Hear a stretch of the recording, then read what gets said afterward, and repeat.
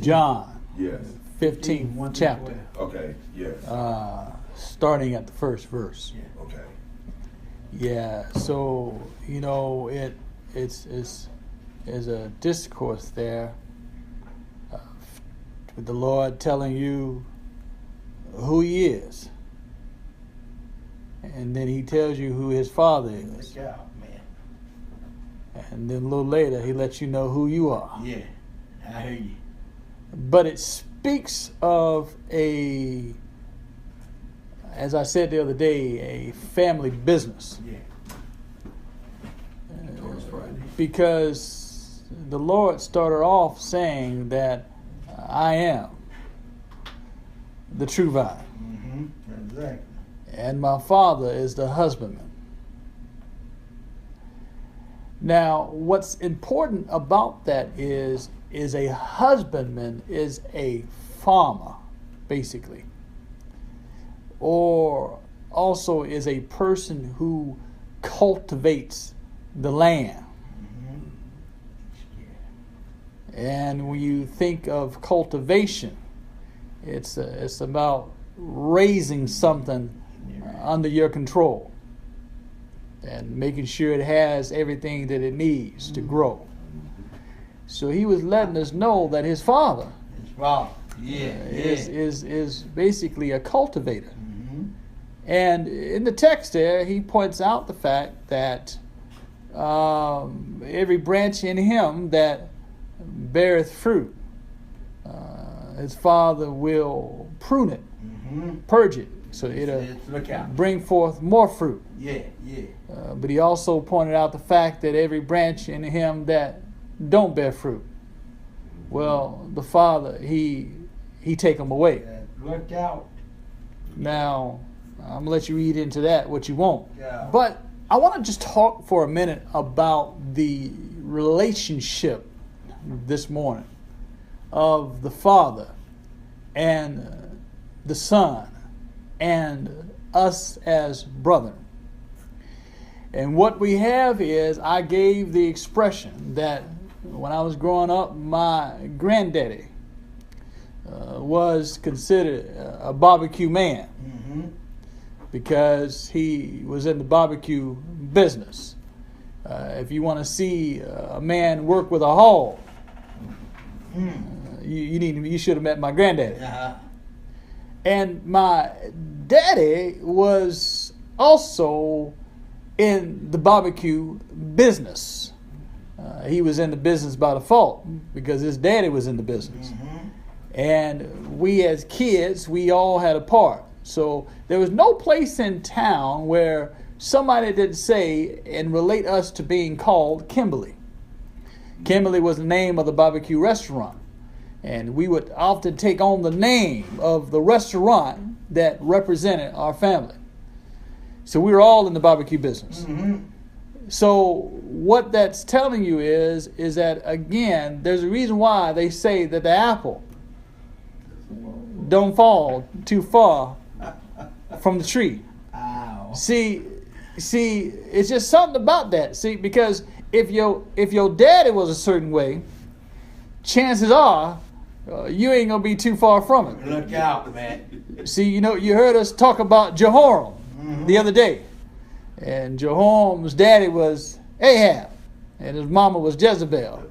And the scripture points out that, well, he didn't do like his parents. Look out, man. But Steve. But he wasn't too far from it. Yeah, that's right. That's Oh, I know I'm right about it. I'm gonna say it. All I'm saying is, let's just say it runs in the family. Yeah. It runs in the family. There's a reason why where you had a James, you had a John. They were brothers, you see. And their mama was just like them. And because James and John wanted positions that were beyond their requests. Yes. And the mama went with him one day and said, they took the matter to the Lord and told him, say, well, we want you to do for my sons. Put one on your left hand and another on your right. And ain't nothing wrong with asking God for things, but you got to know what you're asking for. Yeah. So all I'm trying to say is that it runs in the family. Yes, sir. Look out, man. That's all. It runs in the family. You know, Herod, the reason why when the daughter danced, and he told her, well, whatever you want, I'll give it to you. Yes. Down to the half of my kingdom. Look out, Well, man. see, she had already conspired with her mama. Yeah. So now when you dance and he asks, tell him this is what you want. Yes. See, her mama was treacherous and she was too. That's Jezebel. Let's just say it runs in the family. So, but in this particular case, we have where the Lord was letting us know who his father is. His father is the husbandman. His father is the farmer. But he also said that the farmer or his father is looking for some fruit. And he takes the time to cultivate the land or cultivate the branches such that he will get the fruit. That's right. Notice Jesus doesn't say that he's the one that cultivates. He doesn't say that he's the one that purges or prunes. No. He said that's his father. That's father. His father does that. Yeah. Jesus said that he ain't the one that take away. He said that's the father. Can I get a witness? Yes. Yes. So what happens is, what man. you find is that when the branch is connected to the vine, Yeah. then it's able to bear fruit. Yes, sir. And the father will come along and prune that branch every now and then because he wants more fruit. So let's be clear about this thing. Our father's a farmer. But what he wants is he wants fruit. Yeah. That's the bottom line. Uh-huh. And the thing about it is not only do he want the respective amount of fruit. Right. What's key is that actually he wants more. Yeah. So it's not just a little bit of fruit. I'm here to tell you, he wants more fruit. Uh-huh. That's the first thing you got to understand. That's how the Lord is. Yeah. When the Lord give you something, he want what he gave you and some. Oh, don't get it twisted. You remember the time that he gave out talents to some man? He gave to this one, he gave it to another a few more, and he gave to this one 5. And when the tallying came, the one that had 5 said, "Lord, you gave me 5, and I got 5 more." Yeah. I heard him tell him, "Well done." Yeah.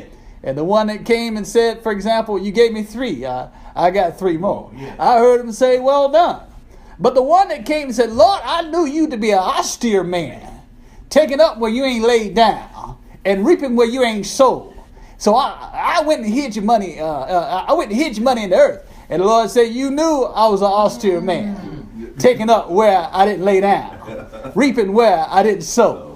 Therefore, you should have given my money over to the usury. Yeah. Therefore, at my coming, I would have had that what was mine and some." Yeah. If you don't think he wants fruit and more fruit, you are sadly mistaken.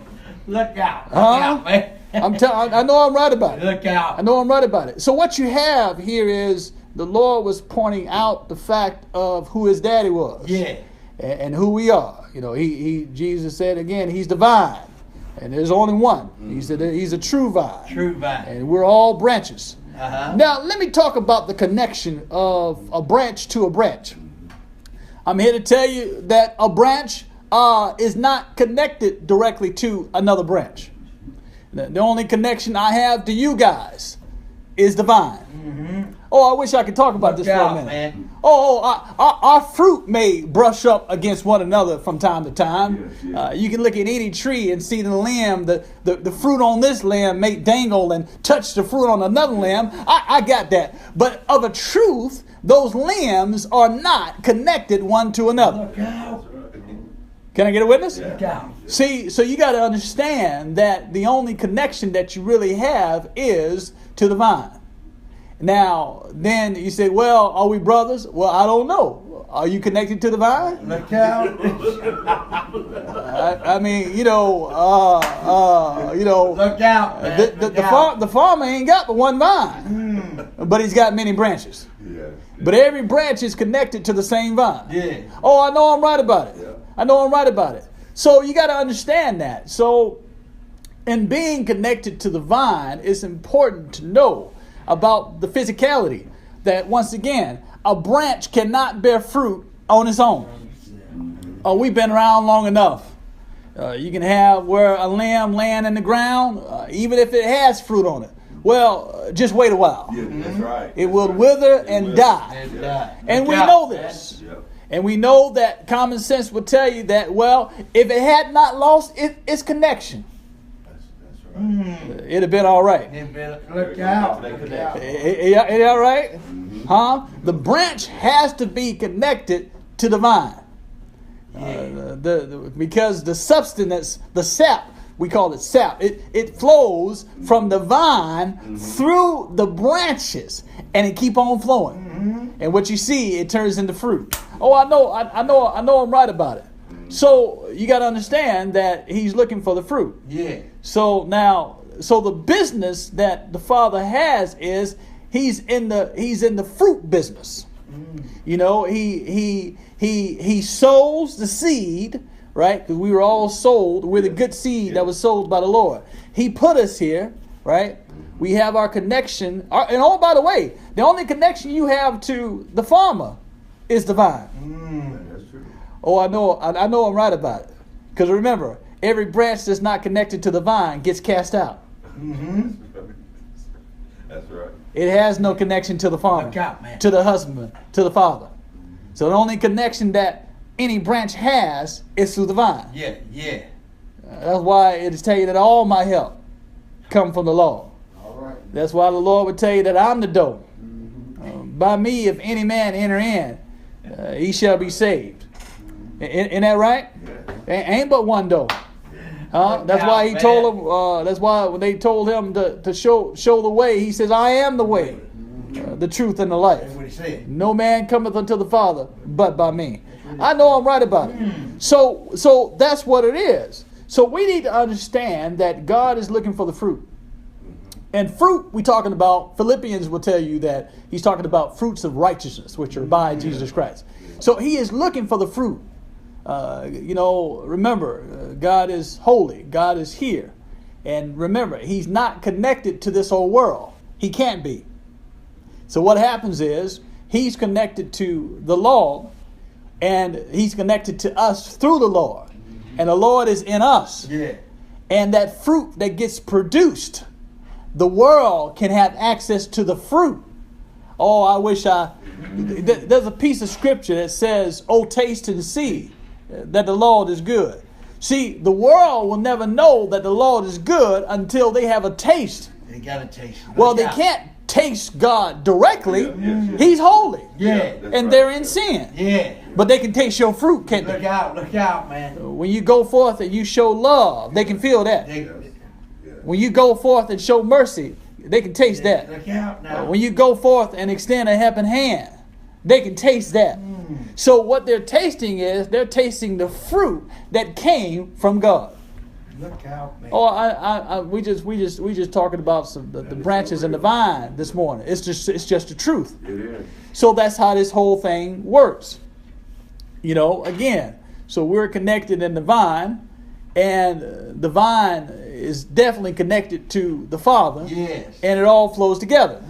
That's how it works. Now, we're going to get on down here to the 7th and 8th verse and tie this thing up. In the 7th verse, the Lord tells you, he says, "If you abide in me, and my words abide in you, you shall ask what you will, and it shall be done unto you." And then the Lord said, "Herein is my Father glorified, that you bear much fruit. So shall you be my disciples." Now, let's take this apart for a minute. The whole aspect of us abiding in him and him in us. Remember, without the connection, there can be no fruit. Yeah, that's right. So let me talk about the dynamics of this thing. So first, it starts with abiding in Jesus. Yes. Now, and then from that, you have where, because of that connection, it produces fruit. All right? Y'all with me? You and I talked about this yesterday. And then the fruit has three main purposes. Terry's got three purposes. Number one, because the fruit is there, the Father is glorified. He's honored to see the fruit. He's honored. All right. The second reason for the fruit is that the world can taste and see how good God is. Yeah. I know I'm right about Look it. out, man. And the third reason, or the third benefit of the fruit is it benefits us. Yeah. Because did you not hear him say a little later that, when that fruit remains, therefore, whatsoever you ask the Father in my name, he'll give it to you. Yeah. So when God sees the fruit and our fruit is remaining, whatever we ask him for in prayer is granted. So there's a benefit. So the fruit has three-part benefit. And on the bottom, what you have is, if we abide in him, it also provides. And what it provides access. Look out, Access to what, you may say? Access to the things of God. Look out. That's what it does. For example, we have access. It makes sense. If you're the branch and you're in the vine and you're producing fruit because you're connected to the vine, then therefore not only do I have access to the vine, but I also have access to the farmer. Yeah.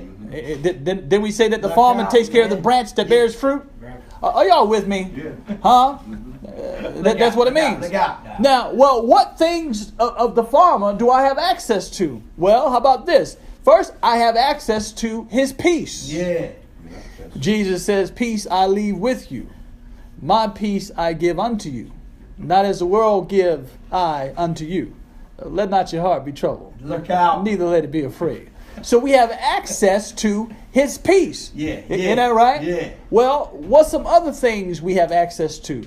We have access to his joy. Yes. Isn't that right? I heard him say that these things have I spoken unto you, that my joy might remain in you, and that your joy might be full.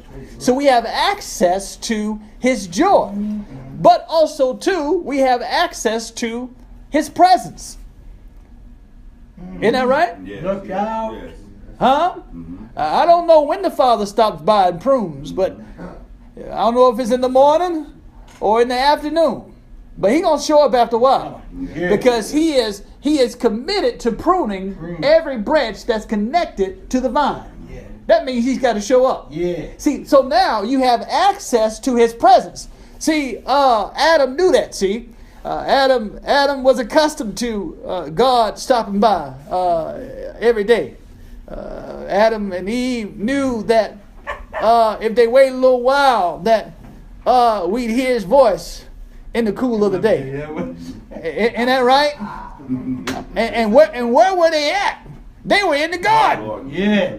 I wish I had some time on this. Man. So God was in the pruning mold then.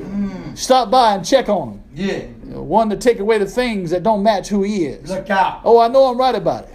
And when they ran around and talking about, he called for them, and finally they had to declare, "I'm over here," and they over there hiding in the bushes. That's right. That was happening. And when they came out, and he said, the man said, "I heard your voice going through the garden, and I was afraid, and I hid myself." And the Lord knew then. Why? He said, and the man said, "I hid myself because I was naked." And then God answered. He said, "Who told you you were naked?" Look out, man. As thou eaten of the tree in which I commanded you Yeah. not to eat thereof. And the man was dead. He said, "Well, the woman you gave me, she in so many words, she convinced me to eat." Look at him. And the man and God looked at the woman and looked on her, and he says, "What is this that thou hast done?" Look out. Oh, I know I'm right about it. And she said, "Well, the serpent beguiled me, Look at him. and I did eat." Yeah. Yeah, I can see the serpent over there with the devil standing around there laughing, thinking that he done something. But then the law started with him. Yeah, the law started. He said, "Because thou hast done this thing, Look out. thou art cursed above every cattle, Yeah, that's right. and upon thy belly shalt thou go, Yeah, that's right. and dust shall be your meat." Yeah, that's right. Can I get a witness? Taste it does. That took care of the snake. Yeah. Yeah. But let's see how he handled the dog. Oh, look out. He said, because thou hast done this thing, thou shalt bruise his heel, Look out, man. but he's gonna bruise your head. Oh, I believe the devil stopped laughing. I know I'm right about it. And he walked back up the trail to the woman. He said, I'm going to greatly multiply your pain in conception. Yeah. I know I'm right about it. And not only that, your husband, for now going forward, shall rule over you. Yeah. I know I'm right about it. But he told the man, because you've done this, in the sweat of your face, you're going to eat bread Look out. until you turn to the ground. Yeah. For out of this was thou taken. Dust thou art, and unto dust thou shalt return. Yeah. I know I'm right about it. So all I'm saying today, church, is keep your hand in the law's hand. Yeah. Make sure you got a good connection. And I'm right about it. And let God have his way. Yeah. Yeah. Let him lay his hand on you and correct you in the measure that he see fit. He'll take away the dross. He'll take away the things that don't fit who you are. Yeah. He'll remove the shackle if there's one on you, because he wants you to be like his son. Does not the scripture say that he's conforming us to the image of his son? Look out. I know I'm right about it. Right, yeah. So that's what it is. And when you do this, and when you do it right, now you can raise your hand to heaven and call on God, and he'll be there. Because the scripture says that whatever you ask, he'll give it to you. Look out. That's right. Look out. Well, all right. All right.